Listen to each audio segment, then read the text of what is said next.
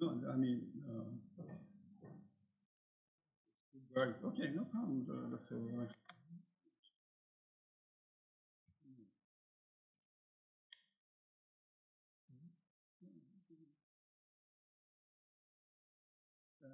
First piece, because I'm gonna comment on that. No, the first one, the title. Oh, you have. You put me on the picture. Oh, that's very good. Okay. Explore machine learning. I'm going to comment on that title a little bit. As I said before, very good. As I said before, I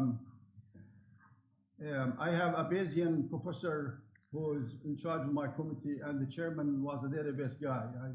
So I went to the database, and I could have gone to the Bayesian, but Bayesian now is an old thing. So exploring is what I start doing now in an area that is I witnessed from the many articles which I received from my journal that the accuracy, like we were talking about a while ago, the different precision and so on, and the relationship between them and what you're doing, and so that just people just overlook that. They don't do it.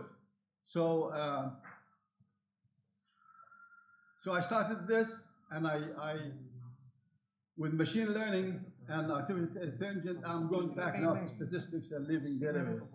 But I have that's what I'm trying exploring. I'm really exploring. I don't believe this is a final product yet, or a final verdict. Let's say maybe. So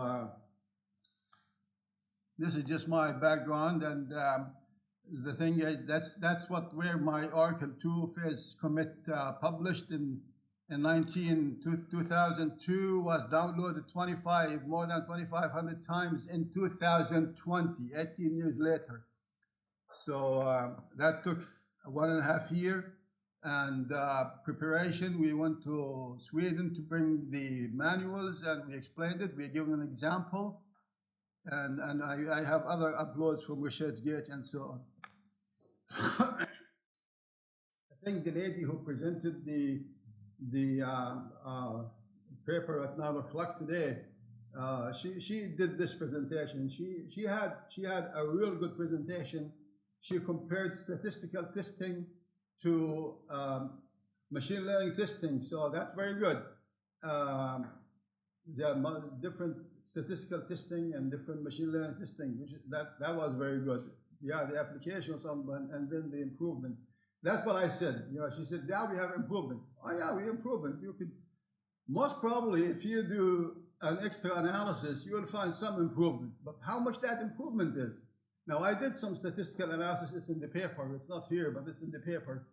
That I did find at 10% that even at sometimes at 15%, alpha at 15%, there is no significant. So what's significant? They tell me 5%, 10%, 15%, and so on. And some of the presentation today also falls in that category. So that is what driven my but that's one reason that driven my interest in this, in addition to my background and so on. So, in statistics, I have used the current statistics that are listed even in machine learning. I've used it in my dissertation, which is a top-sided paper, which was published in 1992. I used the ranking, Wilkinson ranking testing of 3 applications, real applications. I've used the t-test of comparing 2 samples in the presentation just I did last month in Porto when I came here. This is my 3rd time I come here to Rome. So I did hierarchical, I did clustering, I did k-means. I did them all, but using statistics, not machine learning. So when I talk to faculty members, says, "Oh, Ghazi, you're doing very well. Your background is strong in statistics. Why don't you, start AI?" Oh, yeah, start AI. So that's what I did. They're different. They're different concept that that appeared in the literature. I don't want to be too tough, but actually inside myself, I'm too tough. Machine learning is lagging too much compared to the hypothesis testing in statistics, too much. 2000, is it here? Yeah, 4. It's Bayesian was used in pre-2000 area, and once the SVM was developed in 2000, we start talking about machine learning and artificial intelligence and so on, and the different types of models, and you got to select the model, you want to test the model, and so on. And one of the major concepts that there came in my discussion is the sampling distribution. Just they don't know what the sampling distribution is. Now, I don't want to be tough about the mathematicians, computer science people. They don't know statistics, even though it is they can read it and know it, but they're just immersed in what they are doing. But the clustered versus stratified sampling, that's a sampling course I took in my PhD program. I'm in computer science as a minor. So it's very important and very critical. You want to know how is your sampling distribution. Now, in statistics, normally you do that as a priori from the very beginning. You want to say, I'm going to use stratified, okay, get the age, cluster, and then select from a cluster, or from the very beginning, you know, within and among and so on. You don't have to understand all that now, but that now when I conduct conduct testing, you know, like for vaccines, you have yes and no, and 0 and 1, it is yes, it is no, and so on. Your sampling distribution may be determined after the testing, which is very, very, very, very critical, because the sampling distribution may determine what model you're going to use in order to come up with the best fit. Oh, I looked at hundreds of references and those plugs and so on. Sampling selection procedure. Oh, they will give you fancy formulas and you have to have this and this and that and so on, but nobody will follow them. Normally, you go with convenient sampling. You go with mice. You go with a human, if you can, like we have here. But you can't. You're normally following the sampling selection according to the sampling theory. It's very tough to do. It's time-consuming, highly cost, but most of the time we go convenient sampling. I've done that, you know, like the students, for example. That's convenient sample. It's not random, but your analysis will determine the validity of your research. Hypothesis, statistics, and statistics, we compare what you did in your sample to a population distribution. In machine learning, we don't have the sampling distribution. We don't know. I just checked a while ago with a mathematician about we'll have to come back later. We'll come back later. But in machine learning, we now most of the time we compare models against data set or different data sets using one model. It's a different process. It is true you got to reach a conclusion like they were saying, you know, yeah, you can generalize.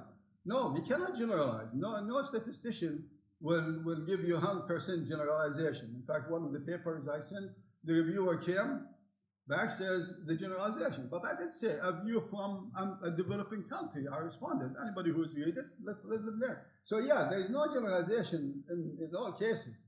But in statistical testing, we analyze, we know the metrics, or we know the sample distribution. Like a while ago, the gentleman, I wish he was here when he told them that, you know, he used the standard deviation and the mean, and his original distribution is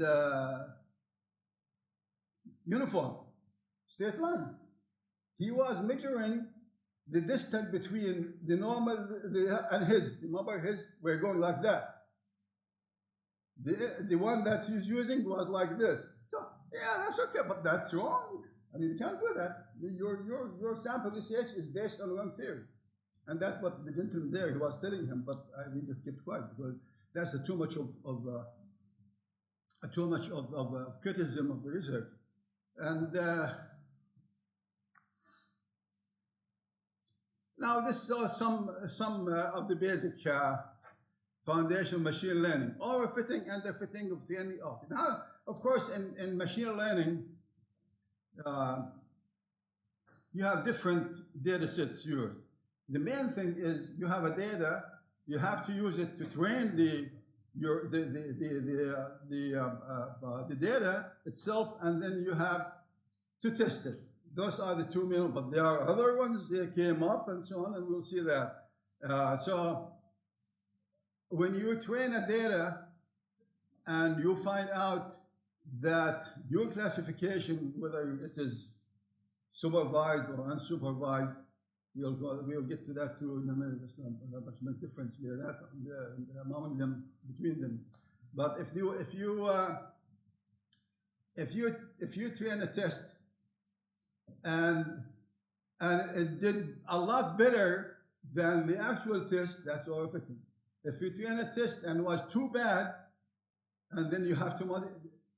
In both cases, in overfitting and underfitting, you have to redesign from the very beginning. So, which is very important. Data set bias anomalies.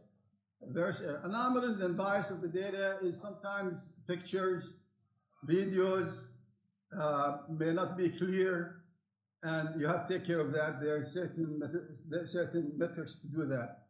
And the error and variance, I read so many of them. I put in the paper. Nobody really understood what is a variance.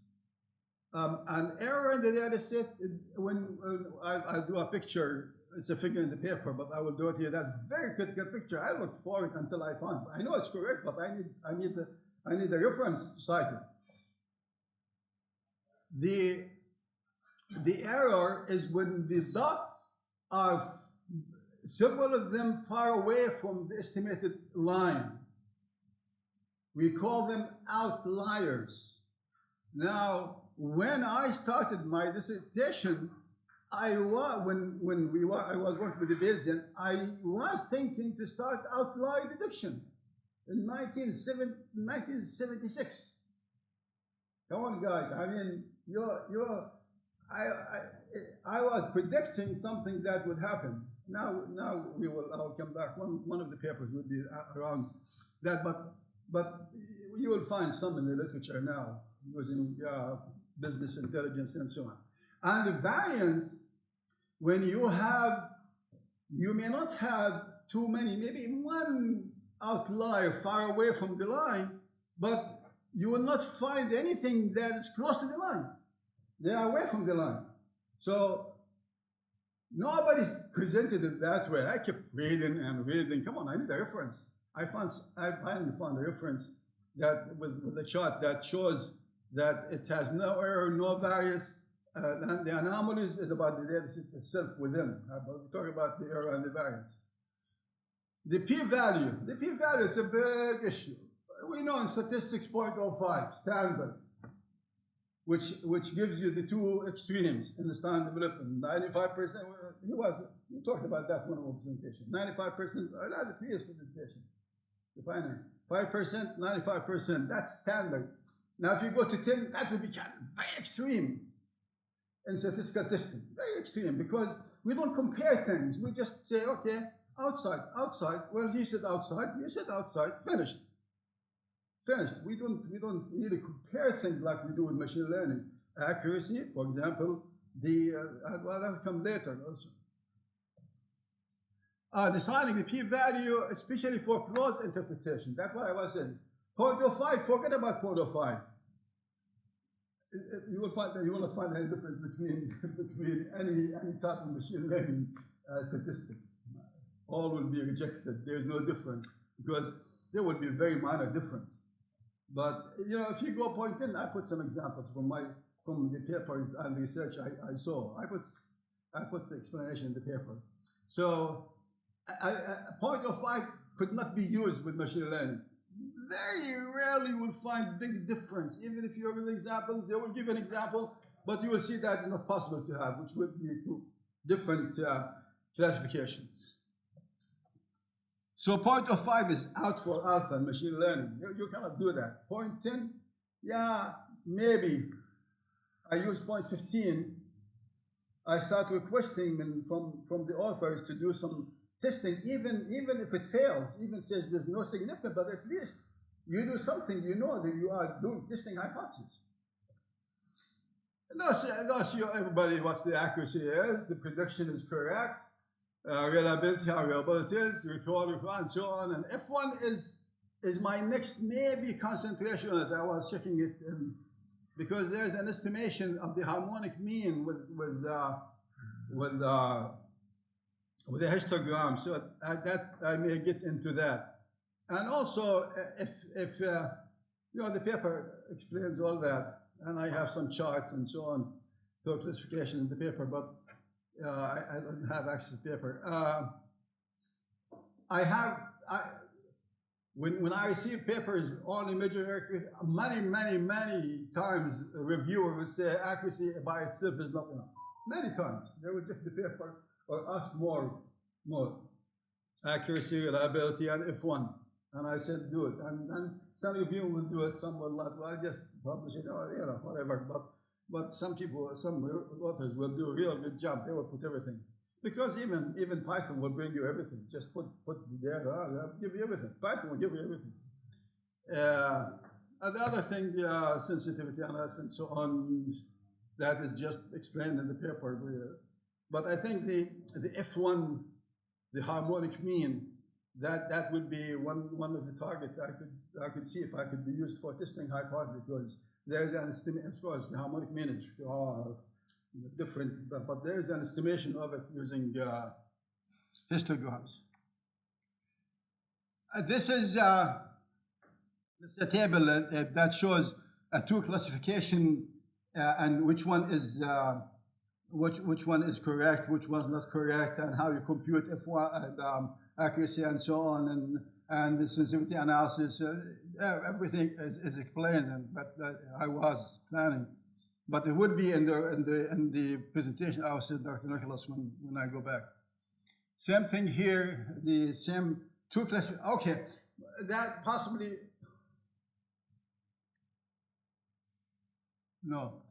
The example which I had is only two classifications: sick or not sick. It's very simple, very straightforward, because you have to understand the concept before I can go to a higher level. Sick, predicted, sick, he is sick, he's sick, not sick, and then you have to question what you are doing. If a sick person is predicted that he is not infected, and if it is contagious, it's dangerous. If accuracy by itself is not enough, so you have to go with F1, which combines both precision and recall. So it will come when I talk about the risk factor, because it's very, very important. In fact, I just yesterday when I was here in Rome and in the plane, I have two articles about medical research. They were retracted because of wrong analysis and so on. Now the macro, I started from the top with the two types, supervised versus unsupervised, and then the detailed macro, which I here highlight just the major ones, which I think that would describe the middle part, but there's a chart on the supervised model is where you, before you start the data, you know what you're doing. As I said, sick, not sick. Vaccinated, not vaccinated, and predicted right, not predicted right, and so on. And then you do all those things and plus other things. Many things you can look at, the under the curve, the OCR. There's many things you can do, but many researchers, they don't do it. They just, the minimum they can do, accuracy. And when you get in, here's that. You saw about accuracy, right? That's not enough. Even accuracy is not enough. Because normally accuracy would, if you conduct any experiment, normally would be high, 95. Oh, we got a paper is 99.5%. One of my reviewers said, no, impossible. Go back to your data. I said, you have to explain to me. So we are very, very critical, because accuracy, it's misleading.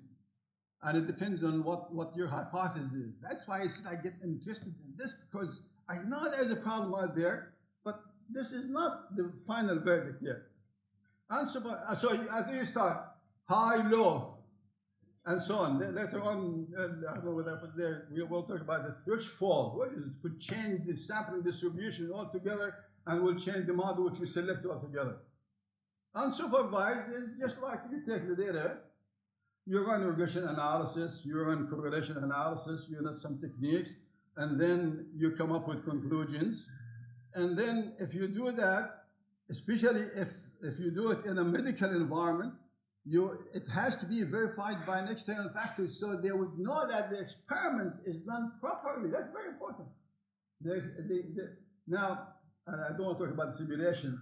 I am a guy with simulation too, and I have a simulation course in the master program. And I wrote a program that one author sent me something. I told him, listen, as a PhD student, I did more than what you did in my project in one course, in the simulation course. So, unsupervised is you don't have an idea, and you have the data. You try to explore and you know, analyze it and present some conclusion. Clustering, this is hierarchical models, clustering, two-tail test, chi-square test, and so on. Those are statistical testing metrics that could be used in machine learning, especially in the unsupervised. And that's another area with your papers, with more detailed analysis, what's the difference, and then maybe use some examples. As I said, this is just exploring. This is the detailed one. This is part of the detailed one that is a link between the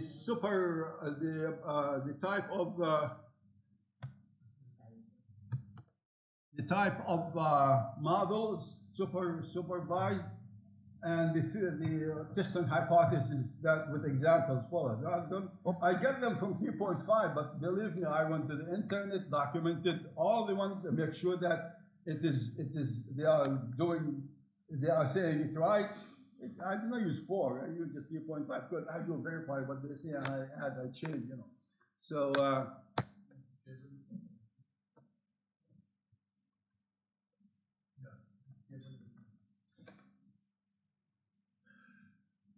I keep, you know, I keep talking. That's okay. Yeah. No, you know, I went last time in Porto. I was too busy with the journal. They sent me late, and I told them, you know, I've been there before. I stand up and keep talking. Oh, I was really good. No, I went to Rome one time, and they gave me the big room, the big meeting room. Wait they put me in front of them. The computer continues recording. The screen.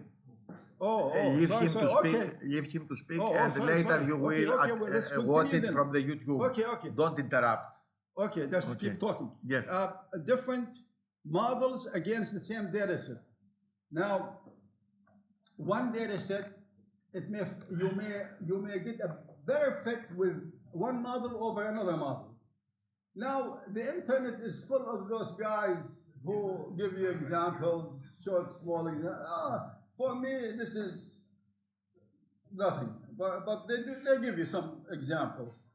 One of those examples, I did not put that in the paper, but one of those examples is he kept changing the threshold. Now, suppose you want to take age as one of the characteristics. So, what age, you know, 40 or less, 45, 35, and higher, and less, and so on. You change the threshold of your data so you can get a 0 and 1, right? The binary. So, it changes the sampling structure. In one example, it changed from a stratified sampling where they're all points dispersed on the screen into a clustering sample where some go high and some go down. And he used a different model to predict the accuracy of the extreme stratified sample. We got two extremes. They put the plot on the spots on the top and spots on the down. That's where when he changed the threshold, that's what happened with him. But anyway, this is a very simple thing. So they have different types. As I said, we'll come to that. Single model. Just take one single model, SVM, regression, and so on. But normally, machine learning, the unsupervised model is the one they have in simple. The simple, they combine two together. They combine two together, and they come up with conclusion.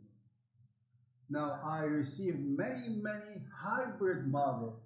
And you know what one reviewer said? Well, if you do them in sequence, sure, you're going to get some. No, and Simple does not do them in sequence. Simple does both of them, combine the result, and print the result. There's a difference between a simple and between and a hybrid. Big difference between the two. Big difference between the two.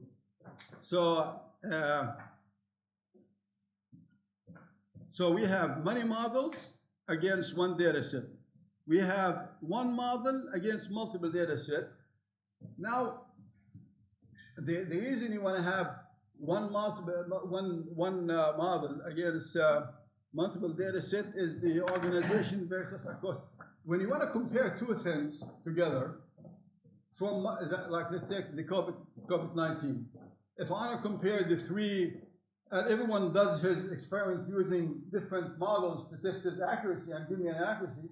Another one did do it a different way. Another one, how do you want to compare them together?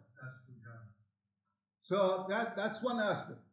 The other aspect is within the organization, you're doing a marketing or financial or fraud detection. Those are very critical. We'll come to the risk factor, which I believe one of the things which I added to one of the novel ideas I added compared to verification and validation, which is another paper I wrote on machine learning. That also was accepted. That's when I was working, I told you about it. That's when I was working about verification and validation of machine learning's knowledge engineering systems framework. That's the paper I was working on, try to finish it and revise it and send it to them before I come here. So if the marketing will predict the future and changes the model, that's all, or it's all due to this distortion in the process. So you have to test. Now, I will explain from the chart here the figure which I finally found on the internet, which I know is correct more than 30 years ago.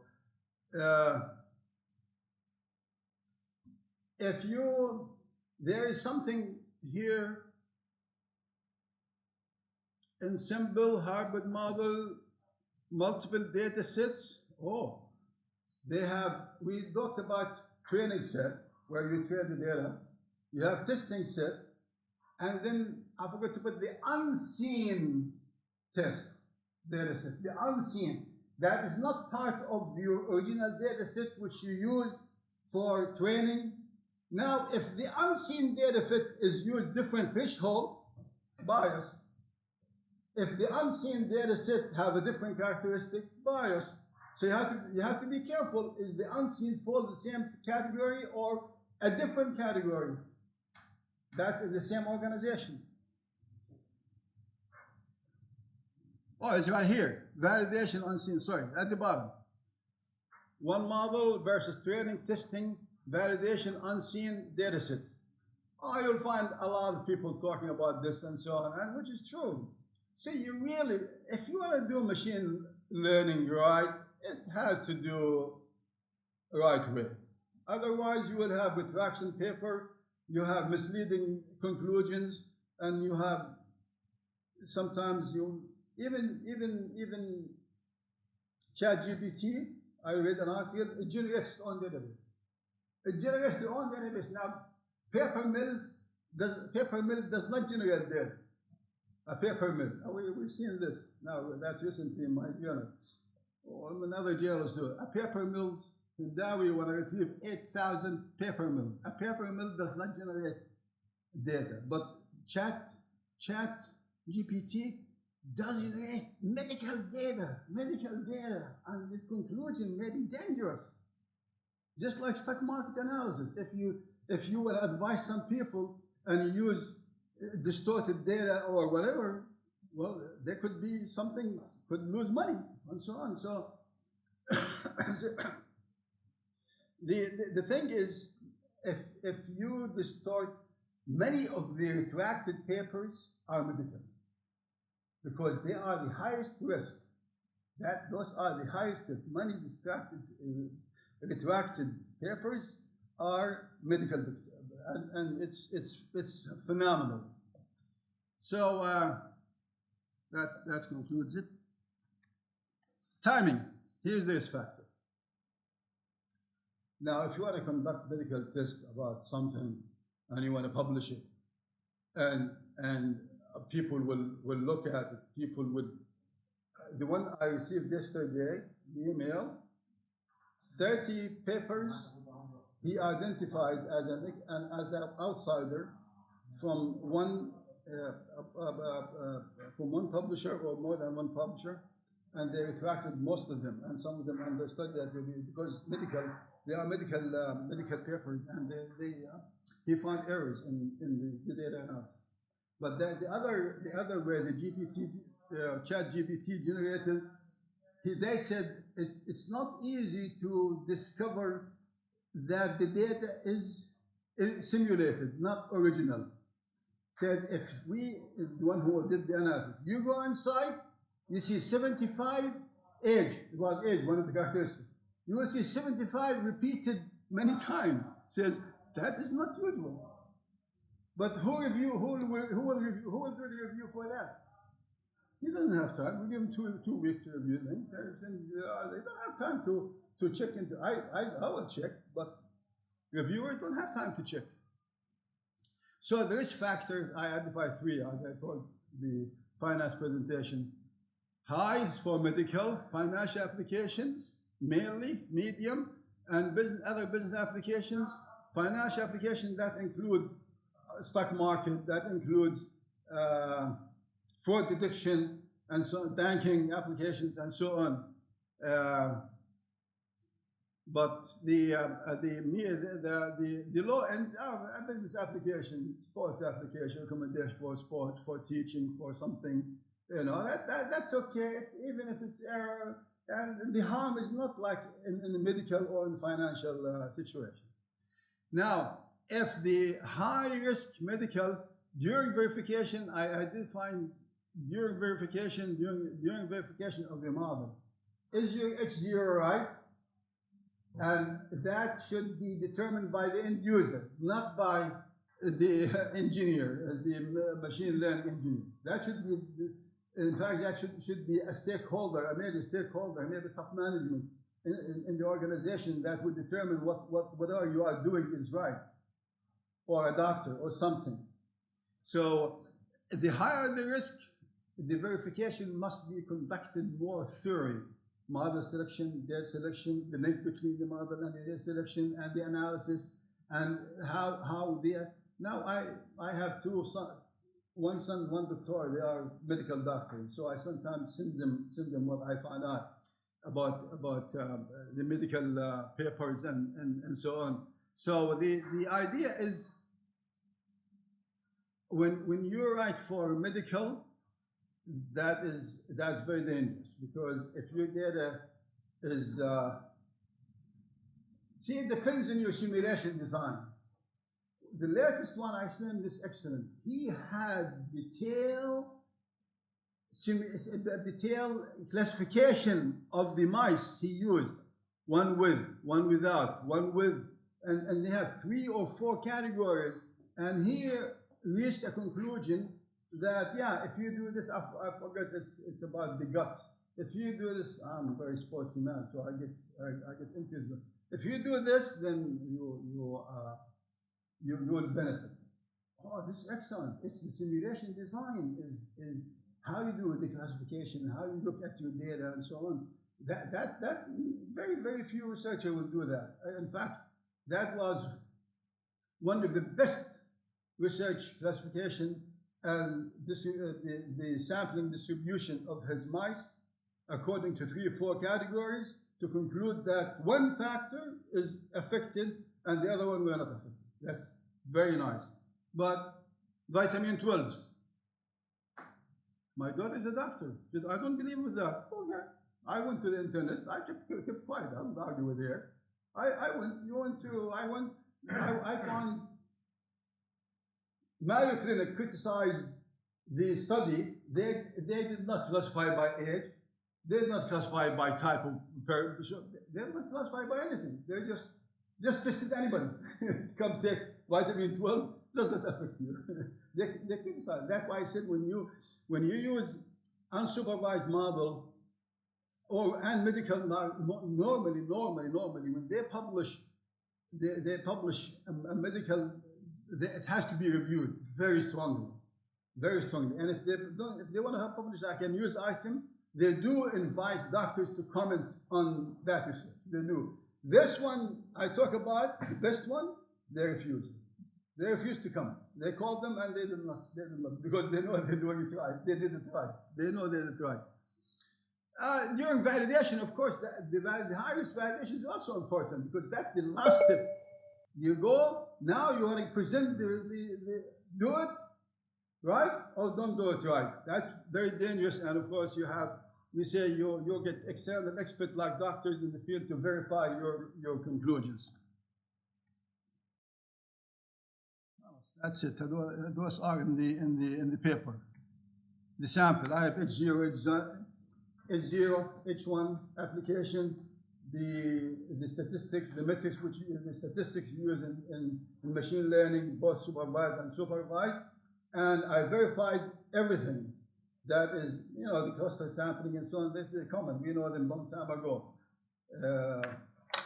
In my dissertation, I used, as I told you, I used that in 1986, 84, 1990. I used the ranking, Wilkinson ranking thing. So this is in the presentation I will send to Dr. Nicholas. Need more study of machine learning mixed distributions. As I said, I will try to get into the harmonic mean for the F distribution. I will look more into the H0 and H1. It is described in the paper, but I stopped because use Bayesian. Bayesian, since 70s, 60s, 80s, they use Bayesian. Accuracy, again, we talked about it. It's by itself is not enough. Depends on what you are testing and so on. So you have to compare it with other things, and you have to do some other things. Some statistics can be used in machine learning.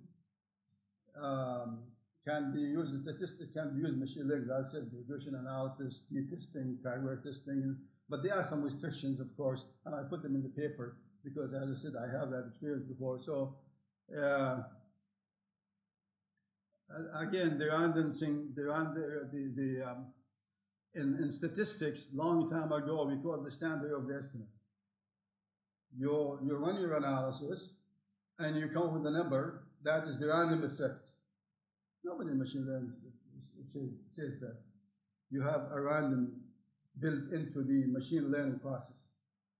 There is a random, an error. You know that. Even testing, he is tested positive, but he hasn't. So there is a randomness, and that should be included. Now I say what I listed in the paper. This is an invitation to mathematicians and computer scientists to come up with something that would really formalize hypothesis testing especially in medical applications. Thank you.